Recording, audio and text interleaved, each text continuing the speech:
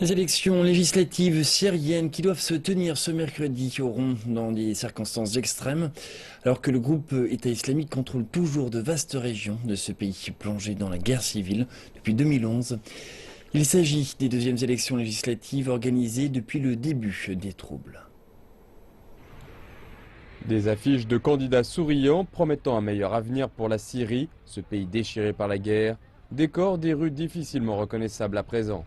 Les habitants, eux, demeurent sceptiques. Les élections sont notre manière de dire que le terrorisme a échoué et qu'au contraire, nous allons essayer de pratiquer la démocratie en allant voter afin de montrer que l'État est toujours là et que les institutions fonctionnent.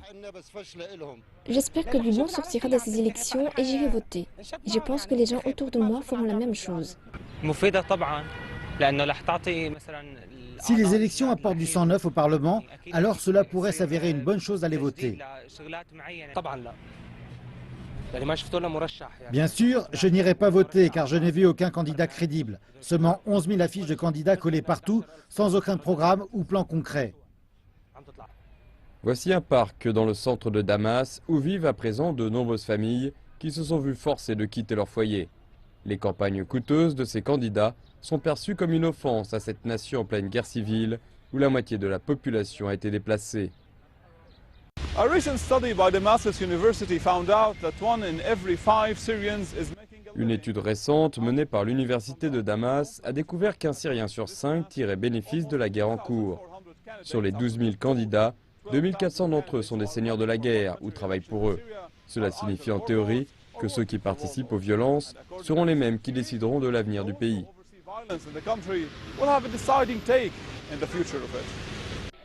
Les rassemblements de campagne sont en cours et le parti au pouvoir, le parti Baas, mobilise ses partisans et exhorte le peuple à participer à ces élections dont il sortira certainement vainqueur au final. À travers ces élections, nous allons tenter de surmonter les écarts avec les élections précédentes. C'était l'opportunité pour l'opposition dans le pays de participer au processus. Ils avaient décidé de boycotter les élections et je pense que cela signifie qu'ils représentent peu de poids au niveau populaire. Le gouvernement syrien considère ces élections comme une opportunité pour affirmer deux choses. Tout d'abord que le pays fonctionne convenablement et que toutes les échéances constitutionnelles sont respectées. Et ensuite que le gouvernement dispose toujours du soutien de la population.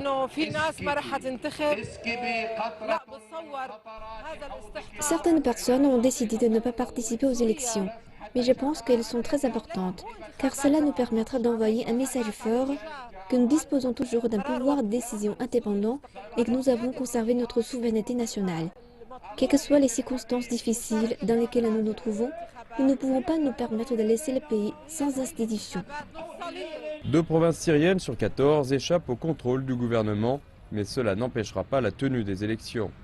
Les personnes déplacées voteront pour des représentants pour Raqqa et Idlib, quelle que soit la province où ils se trouvent actuellement. Mais lorsque la nuit tombe sur la capitale, il semble que même les lumières et les sons des rassemblements de campagne ne peuvent éclipser les bruits de la guerre.